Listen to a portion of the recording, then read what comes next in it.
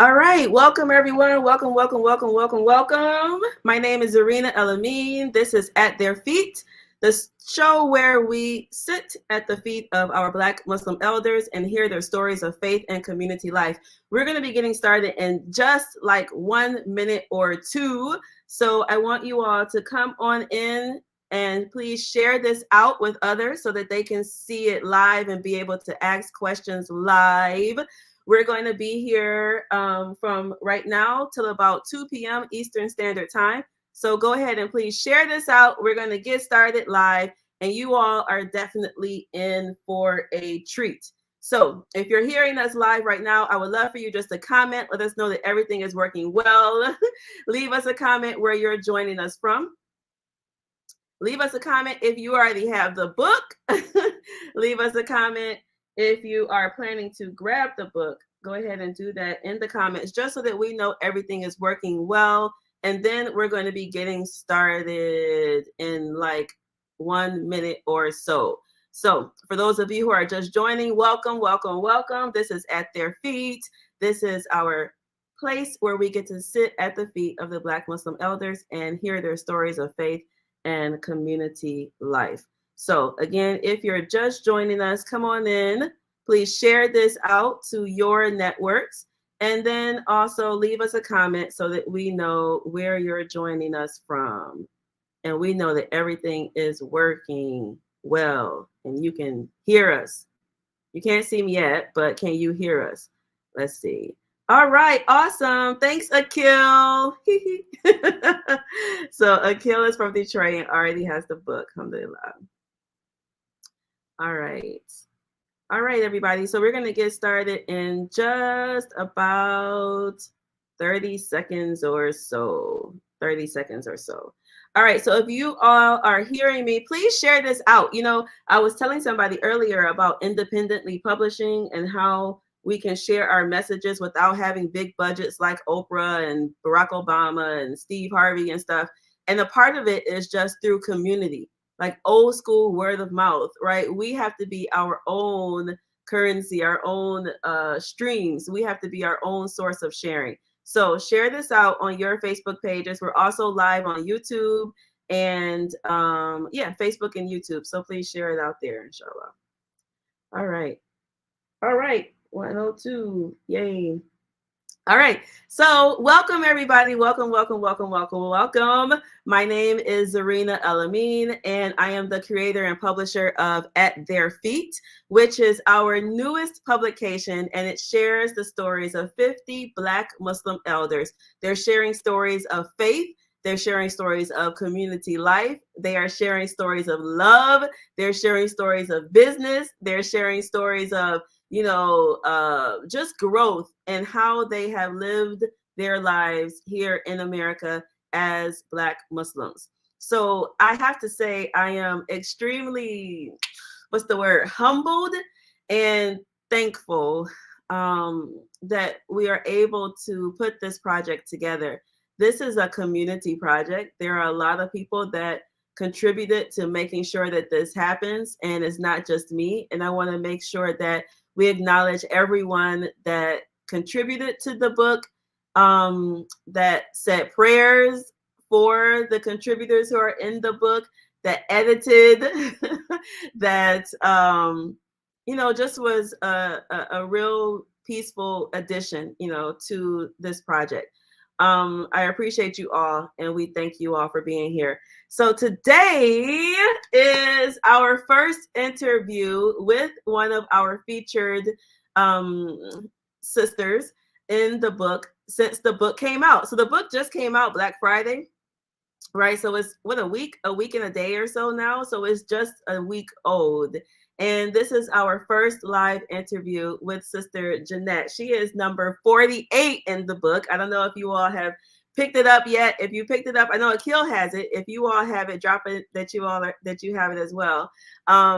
She is number 48 in the book. So we're going to be diving into her story today. But we also have a treat because we have her daughters and daughters in love, right? Sister Angelina and also Sister Adeelah, who made sure that this thing happened. All right. So, yay, Khadija, welcome, welcome. Akil, welcome. Sakina, welcome. Thank you. Congratulations. All right, so first I'm going to bring in Sister Jeanette. Before I come to Adeelah and Angelina, I'm going to bring in Sister Annette, and then I'm going to come back to you guys. All right, so hang tight. All right, so Sister Jeanette, welcome. Alhamdulillah.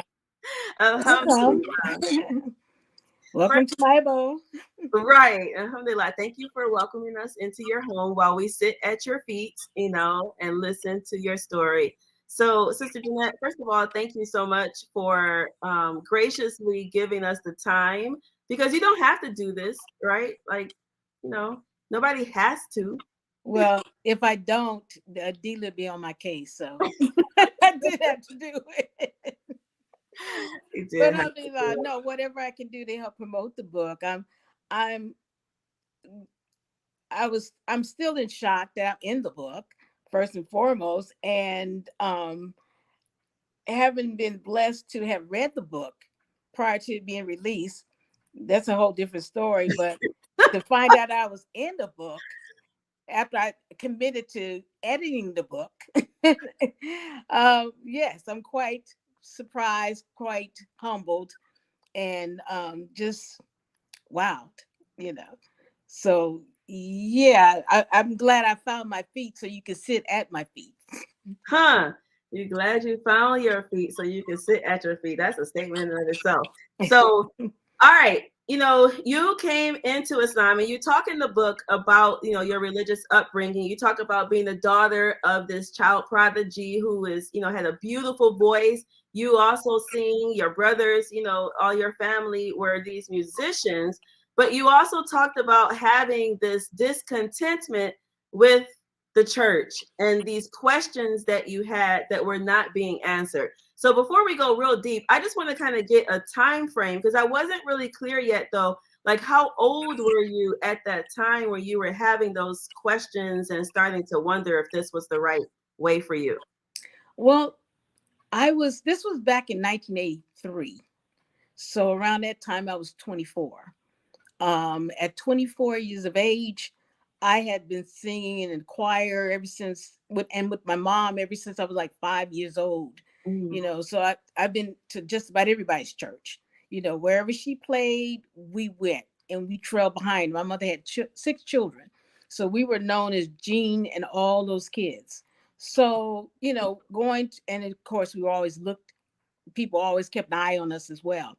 So I would be singing these songs in church and things of that nature. So I never could understand. I never could connect with, are we singing about Jesus today? Or why am I got to put God in here? So I never could understand the Trinity.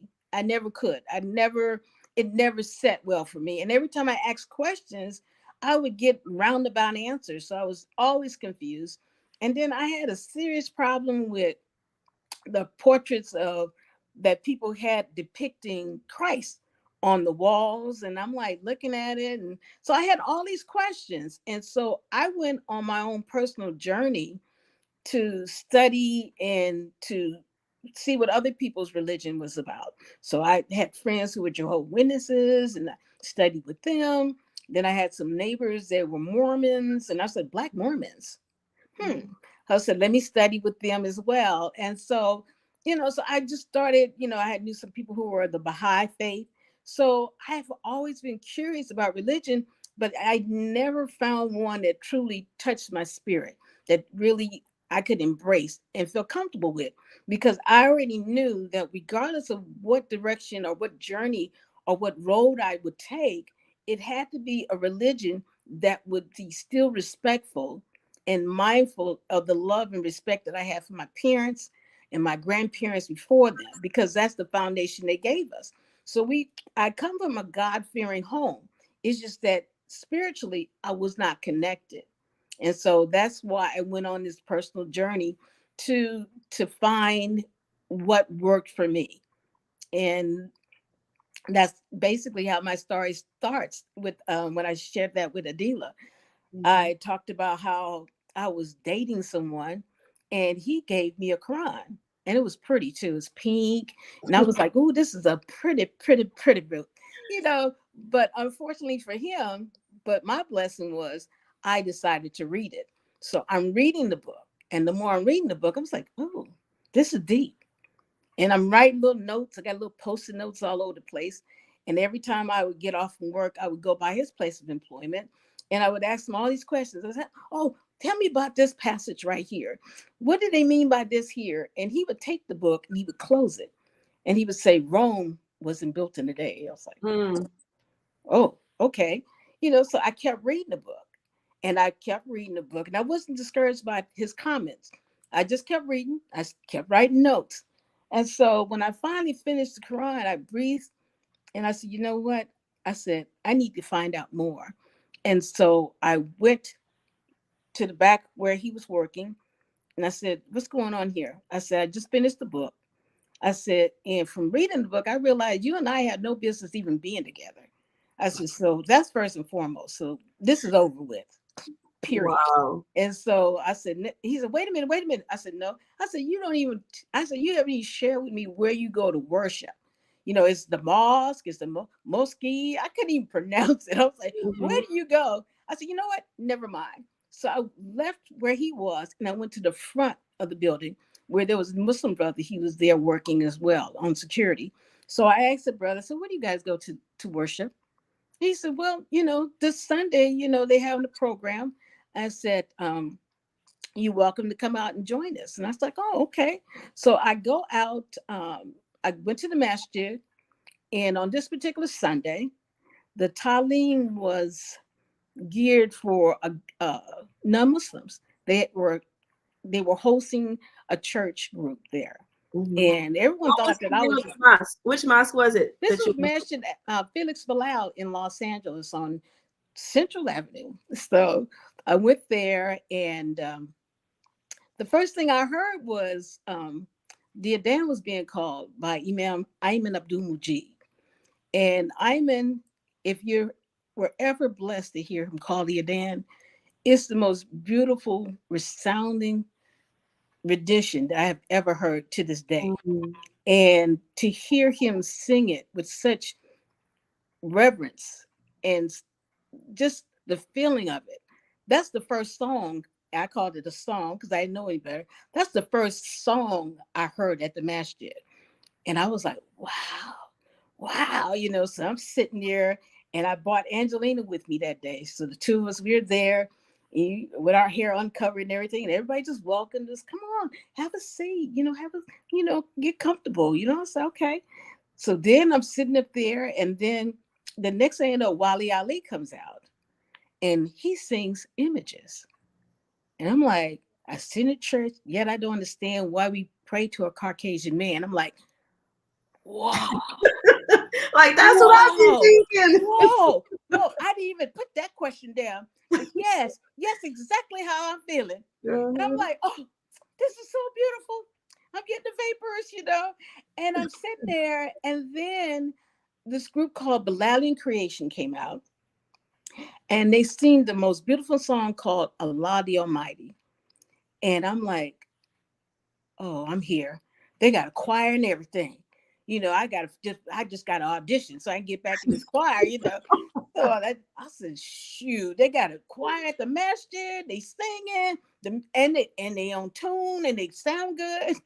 And Right. then the Imam there, Imam Hassan, he was teaching and he was saying there's no compulsion in religion Mm. and that everybody will be judged by the book that they follow. Mm. And I was done with. I'm complete.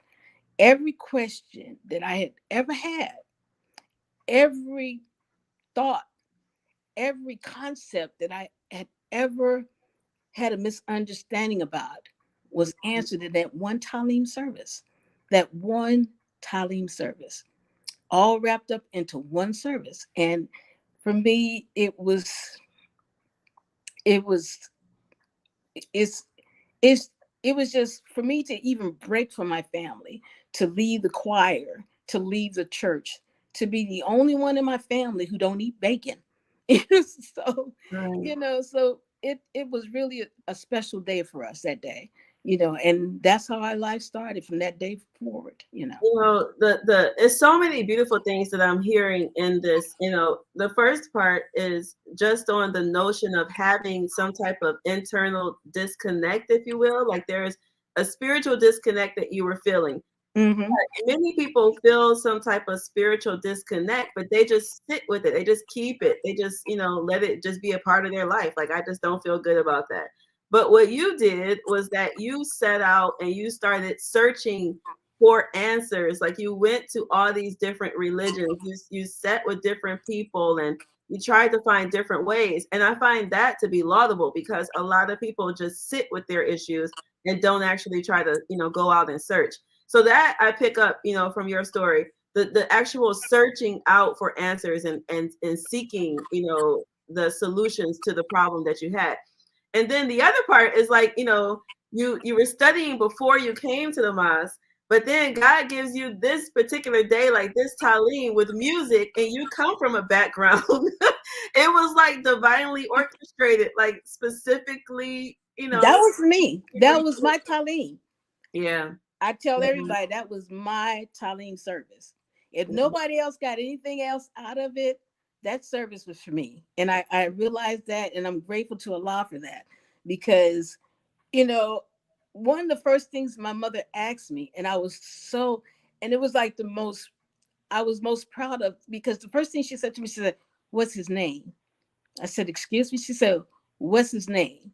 It's got to be some guy you talking to. You got to be some man that, hooked up with. Now you want to be, study his religion. And my blessing was there is no one. I said, so when I came into the religion, I tell people, and I tell sisters all the time, come in with, and get your own foundation.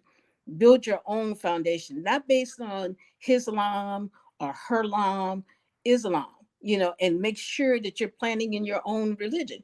You're going to be held accountable, not someone else for what they told you or what they taught you or they insinuated to you.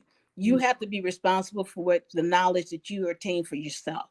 And for me, my balance came, and the respect for my family came when it was nobody involved with me walking through the door. When I walked through that door, I walked through that door by myself with my daughter. It was just the two of us, and we've been hanging ever since.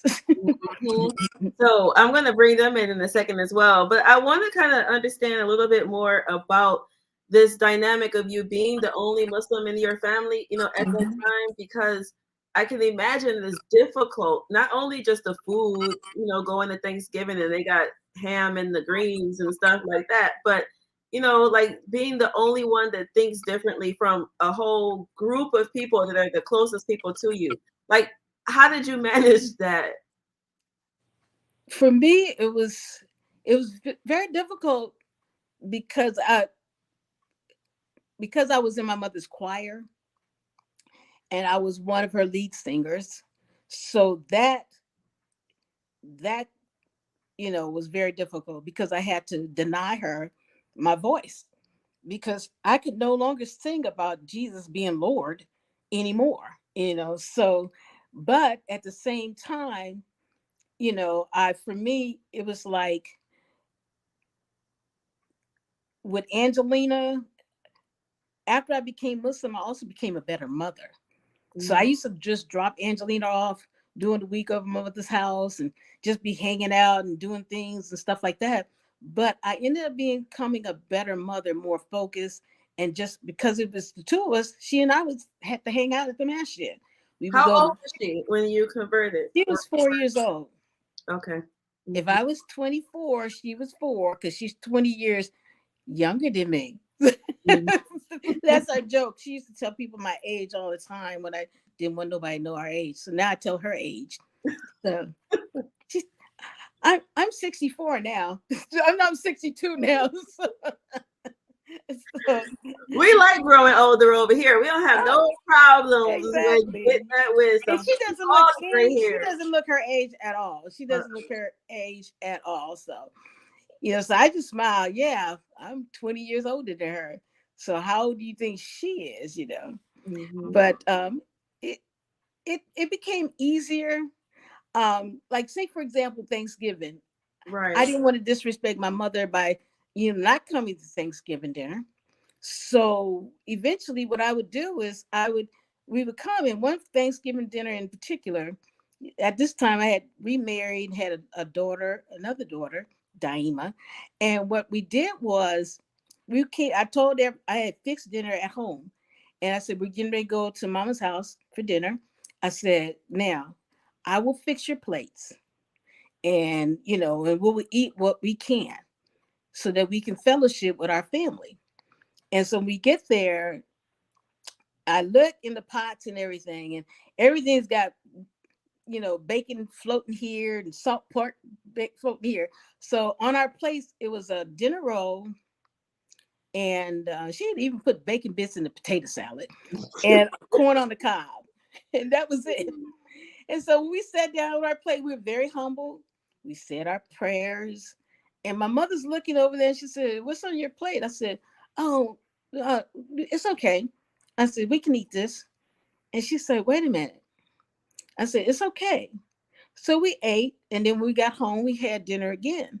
But the following year, my mother had, when I come in the kitchen, she said, "Okay, these pots are for us, and these pots are for you guys."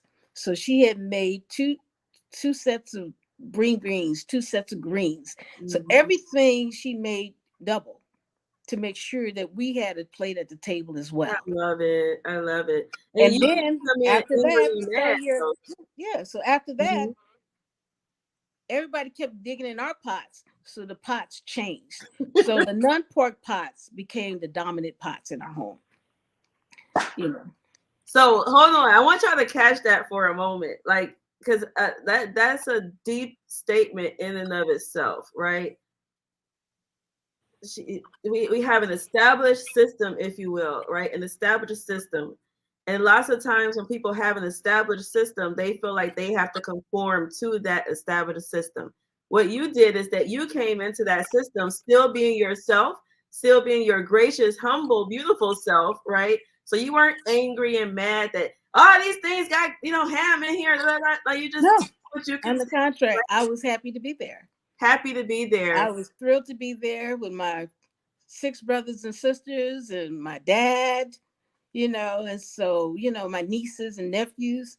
So if our plate only had a dinner roll and a piece of corn on it, we were Yeah. all happy to be there. And the kids were thrilled to be there.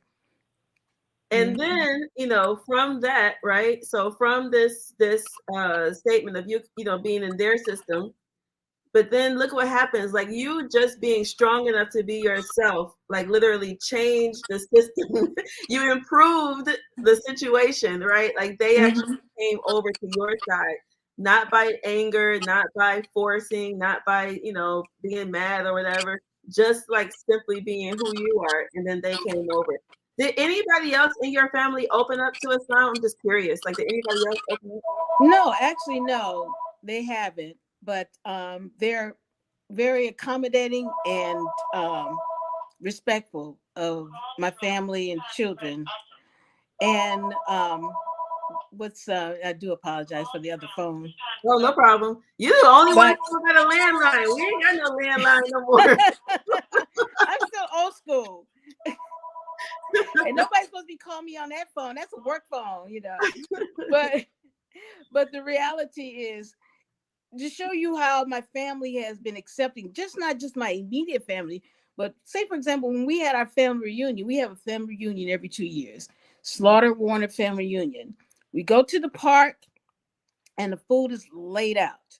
We bless the food and it's time to eat. So I take, we get in line. They said, no, Jeanette, not here. I said, excuse me. She said, this is not your food here. I want you to come on this side of the table. And on this side table, you can eat everything that's on this side Look of the at the table. respect. I just love it. So the entire, my entire Slaughter Warner family, they made sure that myself, my children, my family, they had a place at the table, and they made sure that we were comfortable. And a lot of times when it's time to bless the food, they'll ask me to say a prayer as well, and so and believe it or not, I'm actually shy. So, so the thing about it is, it's very humbling. It's very humbling, and I love my family for that reason. And that's why I could turn around and respect them as well, and to Right. make sure that I chose a religion that did not have me isolating myself or my family from them. Right. This is beautiful. This is a big issue that a lot of people have. So I'm glad that we're discussing this right now. So before I bring in your daughters, right, I would just want to get a little bit understanding of like you were a single mom with Angelina, right? Yes. And you I'm assuming were maybe looking to get married or I don't know how Actually, this is, but I had made up my mind I wouldn't marry nobody. I was done. I said, we good, just the two of us. This is us against the world. So truly I went there with blinders on. I wasn't looking for a man. I wasn't seeking nobody out. I wasn't flirting. I wasn't doing any of that kind of stuff. But a lot chose differently. And so as a result, maybe 2 years later, I met my ex-husband. And from that union, I had my daughter, Daima. And it's funny because Daima, her name is, she's actually named after the daughter of the brother who called Yadan, Imam Ayman. His daughter's name is Daima. And Daima used to keep Angelina while I went to orientation classes to learn my religion. And so I would show up and Angelina would be all over the place, jumping and doing all kinds of stuff. And she would calmly take her and walk her off and deal with her while I went and learned my religion. And so when I had my last daughter, I named her after Daima. Okay. So, what was the relationship like with the brothers in the community? You're a young sister coming in. Like, what was your relationship with the brothers in your community? Well, I had a beautiful relationship with my orientation teachers, Imam Ayman Abdul Mujib and Imam Abdul Rahim Muhammad. Both these brothers, they were imams, and they were in business. And eventually, what they did was they embraced me as their little sister, and I became business partners with them. I set up, they helped me to develop my business skills and be able to talk and conduct business with people because I was young and I would just let people walk all over me, but they taught me otherwise. Wait, I have a question real quick. Were their wives jealous of you? Now, let me answer this question. Let me say it real quick That's a good question. Because you know how sometimes you have like the new pretty Muslim sister come in or whatever, and then sometimes thank you.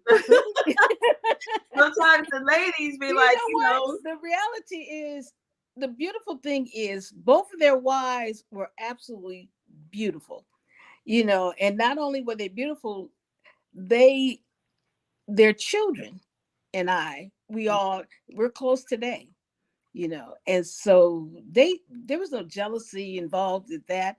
I never looked at those brothers as potential husbands, because nowadays you look at a brother who embraces a young sister, oh, she's trying to become that co-wife or whatever. It right. was never one of those type of relationships. As a matter of fact, once someone had put that rumor out there, and the brothers would tell me, they said, oh yeah, they think you're trying to get with me. And I fell out laughing. And I was laughing so hard. Oh no, they didn't. I'm laughing. And the brother's like, what are you laughing at? This is not funny. What are you laughing about? I was like, they think that I want to get with you. You and your old self. And they be like, I'm not that old. And I'm like, oh shoot, I don't know what they're talking about. They need to stay out of stuff, So Right. It was never one of those type of situations where it was any jealousy or anything like that. I love both of those sisters. I love their children to death. And that was never the case, Mm-hmm. So they were very, just like I said, they were very protective of me at all times. So how did they protect you when you were getting married, like when you were searching, when you had potential spouses? How did they protect you during that time? 1 second, piece of water. Okay. All right. So, and then I'm going to be bringing in her daughters in just a second, Angelina and Adeelah, best friends. We're going to be bringing them in just a second so that they can kind of, shine their light. Adeelah wrote the section Adeelah wrote, feature. And of course, Angelina, who you all have heard so much about, is her eldest daughter, right? And so, and they're best friends. So we're going to be talking about that in just a minute as well. So for those of you all who are joining us or have just come in, this is At Their Feet. This is our chance to sit at the feet of our elders and listen to their stories, gain their advice, hear their wisdom. This is a part of a book, which is called Their Feet. You can grab the book right now on Amazon if you have not. It's only $7.54 right now, temporarily. I didn't set that price. I set the price at $20, and Amazon discounted it to $7.54. So I'm just saying, go get it while it's discounted to $7.54. You know, I don't know how long that's going to last. So buy the book, give it for yourself, and then also get a copy to somebody else. And I'll say that it is so important for us to continue to capture our stories. This is not the only project that's doing this. You know, there are other people that have been doing oral histories. There are other people that are working on them now, and inshallah will continue. We have so many of our people and elders that we'll never be able to capture all of them. You know, I hope we capture as many as possible. So, you know, get this book, share with other people to inspire them to capture their people's stories, because if we don't, you know, nobody else will. Or if they do, it won't be in our own words. So that's super important for us. All right. So, Sister Jeanette, I'm getting ready to bring in your daughters right after this, but I just want to hear, like, you know, a little bit of how the brothers in your community protected you and kind of guided you while you were getting remarried as well. Okay. Well, one of the things that we used to do is, you know, every time I would mention a brother or a brother would try and approach me, of course, they had to go through them. Well, this one particular occasion on the Night of Power, I met Wait, some those brother. who don't know what the Night of Power is, just real quick, what's the Night of Power?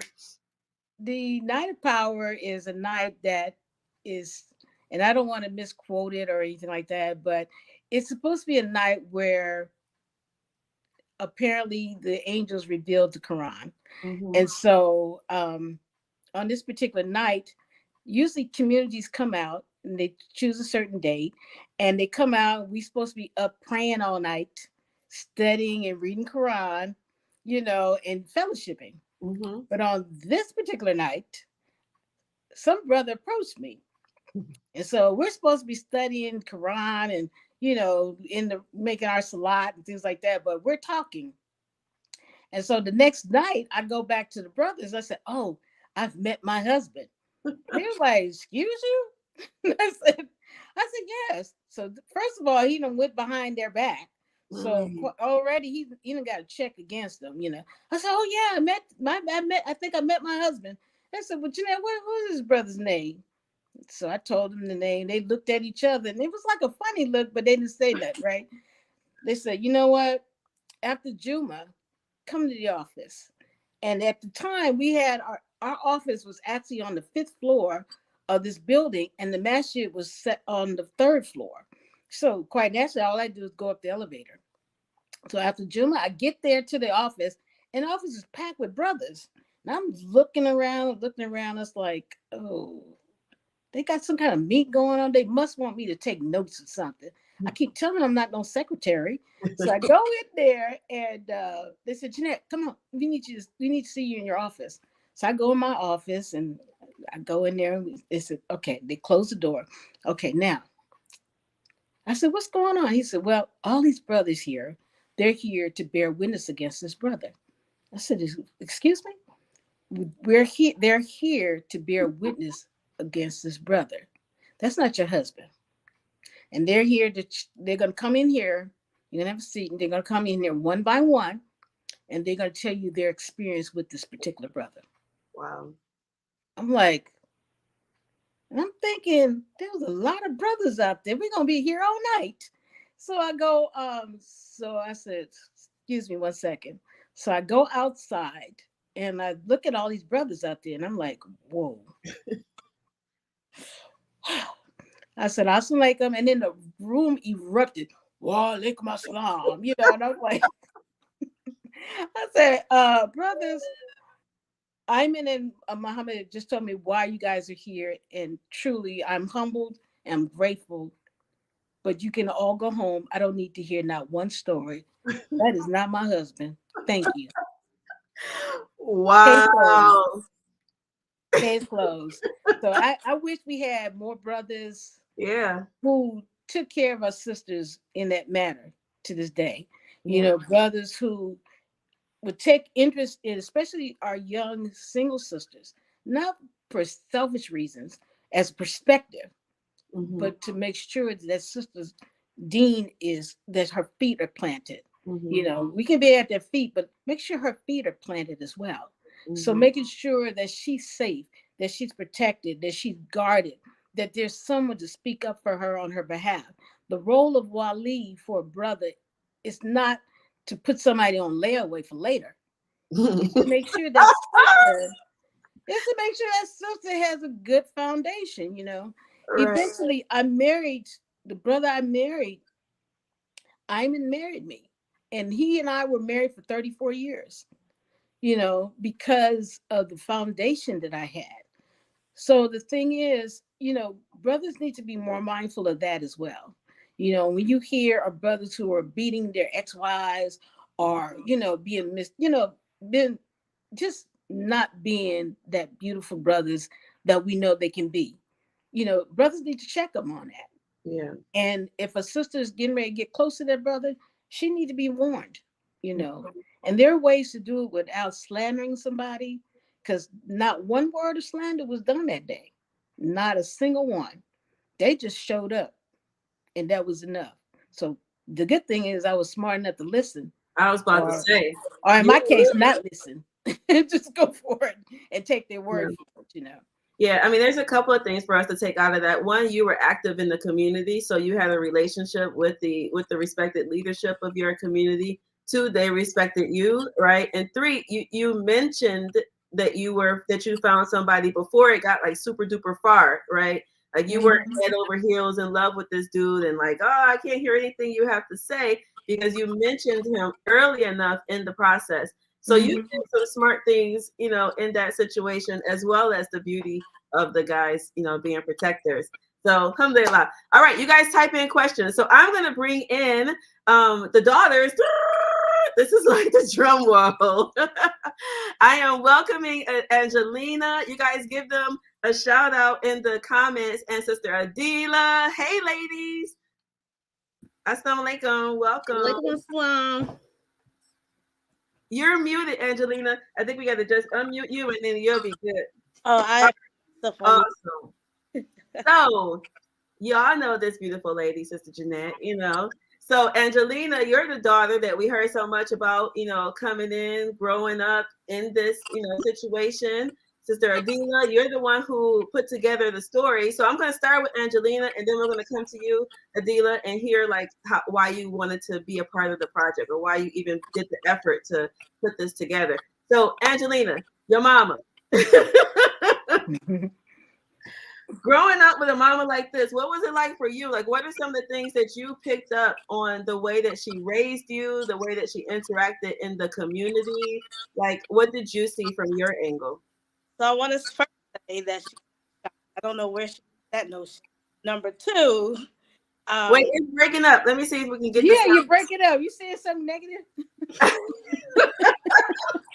She ain't saying nothing negative. We know your arm long enough to come over there.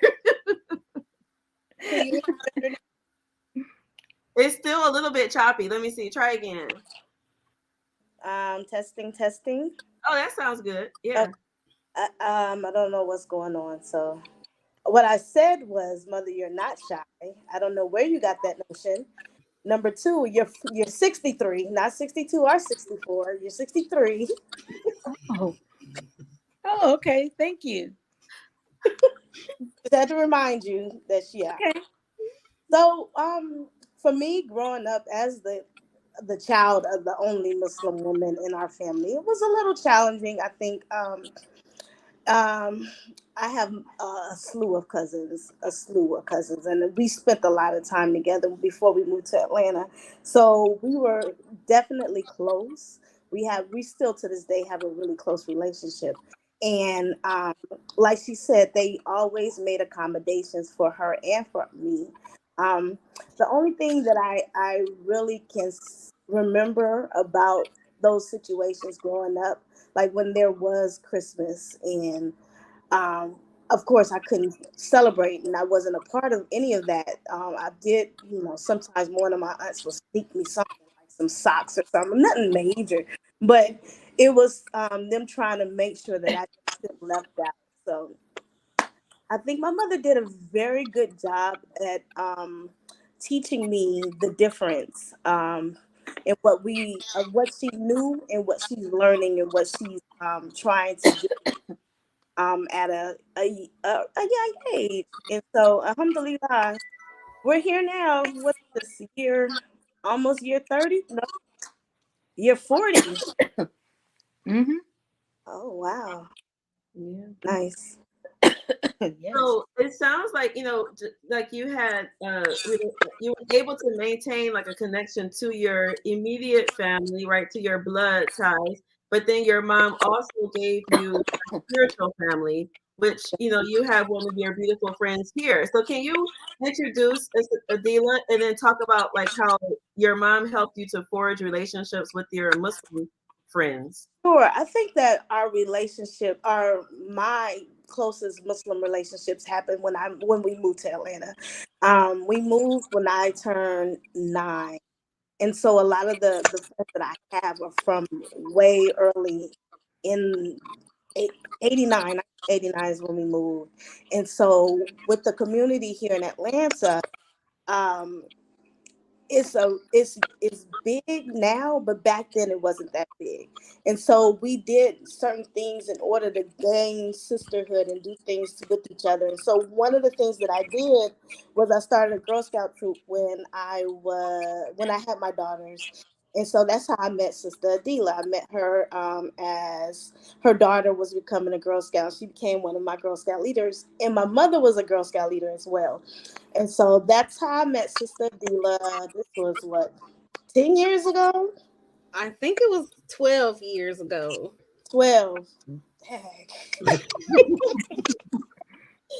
So from just the meat of this sister, she is a beautiful spirit. She tells it like it is. Won't tell you no lies. So I appreciate her so tremendously. And so just any and all of my friends that I've cultivated relationships, they all have a relationship with Mama Jeanette. They all come or they'll call her Grammy, Mama Jeanette. They love her. And so I wouldn't have thought of any of my friends would have wrote really good things about her, but I'm glad Adeelah took on that challenge to go ahead and talk at her feet. How about that? Mm-hmm. Love it. So Adeelah, so you actually wrote the chapter, right, for Sister Jeanette. And I just want to hear, first of all, why did you decide that you wanted to do it? Because we put out a call. For those of you who don't know, the stories came in a lot of different ways. So we put out a call for some submissions. Some people put their own stories in. We put out, we had interviewers that went out and interviewed. So those are some ways that came in. There were a multitude of different ways. So in this case, Adeelah recognized that there was some elder in her life that she felt that should be featured, and she put the effort into sitting down with Sister Jeanette, listening to her story, writing it up. So Adeelah, why did you do that? So one thing for me that I've noticed, being someone that reverted to Islam on my own, is there are lots of opportunities I end up missing being a revert. So when people are talking about their family history or their upbringing with Islam, I always have this, I would say, feeling of being left out of something. And so when I saw that call, that was an opportunity for me to, I guess, give back in my own way, and pay reference to my own conversion story to Islam. And so I knew that there were Muslims that were around me, but a lot of these Muslims, some of them are second generation, third generation Muslims in their family. And then the challenge for me was finding someone that I wanted to interview that I felt I was close to that had a powerful enough story that I felt like needed to be put in print to bring their story forward for others to hear. And so, like Angie said, I wish I could claim Mama Jeanette as my own, but she has so many daughters that would be minimizing the relationship she has with the community, because she is very impactful here and she's touched so many lives, and she was really the natural selection to choose. Yeah, I'm looking down the comments and everybody's like, Mama Jeanette, Mama Jeanette, which just speaks to you or whatever. So, and Adeelah, I want to know from you, like, what did you gain from the experience of interviewing Sister Jeanette? Like, what did you get out of that? So, because we are close, and I knew present day stories, I guess you would say, of her, I've never heard her conversion story. So for me, we had a lot of similarities. So she spoke about being in her mom's choir before conversion. I also was in an award-winning gospel choir. And so I felt like it brought us closer together because I was able to see some parallels in our stories. And I think sometimes for reverts, especially if you're the only Muslim in your family, you kind of feel like you're on an island until you build that community and meet different sisters and elders that kind of bring you in and embrace you. So that is what I got from it, is just knowing that you're not alone. There are others that have experienced some of the same situations that you have. And just knowing that, despite whatever challenges you have on your journey through Islam, at the end of the day, there are others that are here to support you. Mm-hmm. So, Sister Jeanette, how do you feel hearing them talk about your impact in the community? It's a blessing when you see the people that maybe they were your Muslim Girl Scout troop, and now they're mommies of their own, having babies, and they'll come up to you, and their kids call you Granny, and So to me, for someone who had walked through the door with just myself and Angie, to now have this huge family. Case in point, Angelina's husband, she met when she was 12. And his grandmother and I are good friends, and so our families tied together. So every year I'm rewarded by Allah to see so many at our Muslim Thanksgiving table, or our Muslim Eid fest, or our iftars and things like that of our Muslim family. And so it's a beautiful thing to see. And every year Angelina plans a retreat for Muslim women, where, and I could not understand for the life of me why she insisted I go. And she's like, Mom, you got to come, you got to come. And we just came off the 13th annual. It was my 11th time going on these retreats. But 9 times out of 10, I'm the oldest one there. And, a lot of times I spend time talking with the sisters and, listening to what's going on with their lives and things like that. So, and I tell people now, I no longer put color in my hair. My hair is completely white. It's been gray since I was 17. And so I tell people now I'm wise enough to rock my gray. So to me, it's a beautiful thing to see these beautiful young women. And I'm praying, inshallah, that they will in turn do the same thing, that they will reach out and become Girl Scout leaders for their daughters, and become, and create these bonds with their daughters as they get older and go on these trips. Yeah, Angie, more trips. So the thing is, and she and I share rooms and everything. Yeah, I mean, y'all close. Yeah, I'm still trying to figure it out. I'm like, why does she want me to go? I love it. But I love it, and because I always create a relationship with everyone that I try and meet, especially in that circle. I remember the first time I came to the masjid here in Atlanta, and I cried because I walked through the door and no one spoke to me. And that was so foreign. It's like, they don't know me and they not speaking to me. No one gave me the greeting. And my ex-husband, he says, well, how's Juma? I said, no one spoke to me. And he's like, what? So today I try and make sure if I see somebody and I've never seen them before, I try to make sure I speak to them, I give them the greetings, and so there's little tiny things that we can do within our community to share what Allah has blessed us with. And when they tell you that a smile is charity, giving someone the greetings and you've never seen them before at the masjid, no one should ever leave the masjid home going home crying because they did not feel that love and connection. So that's my job now, to make sure that when I see you, I'm gonna speak to you. Yeah, you Mhm. don't know my name. I love it.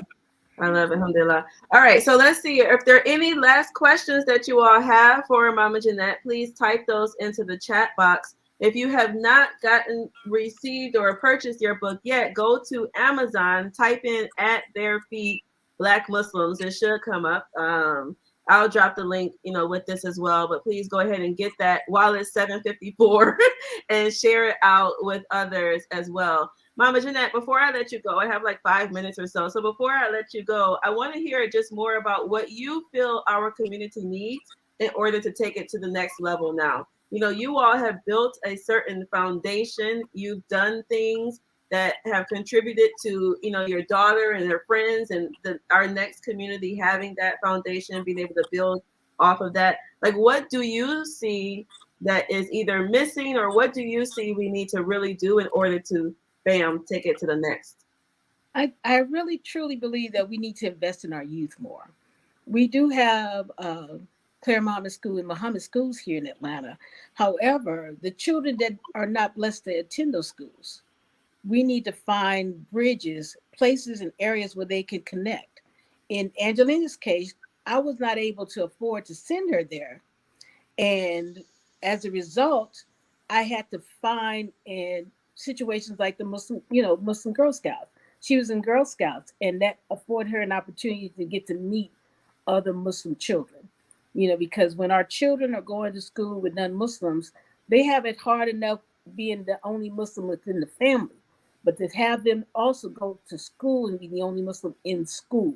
So I think we need to build better situations and scenarios. Girl Scouts, Boy Scouts, Cub Scouts, whatever, different opportunities for these young people to meet and interact with each other. And, not just once a year at the Eid for 3 days, twice a year for the Eid celebrations for 3 days out the year, but we need to have some type of more programming for our young people. And that way they have a love for the masjid as well. They want to come there. They want to see their friends. So that's what we should be striving for. In some of our cases, some of us, we got it. And if we don't have it, that's on us because we have the books and we have the tools. But our children, the same ones, as a mother, it's a beautiful thing to look up and see your daughter walk through the masjid, give you a hug, and then your son-in-law comes, give you a hug. And then here come your grandson.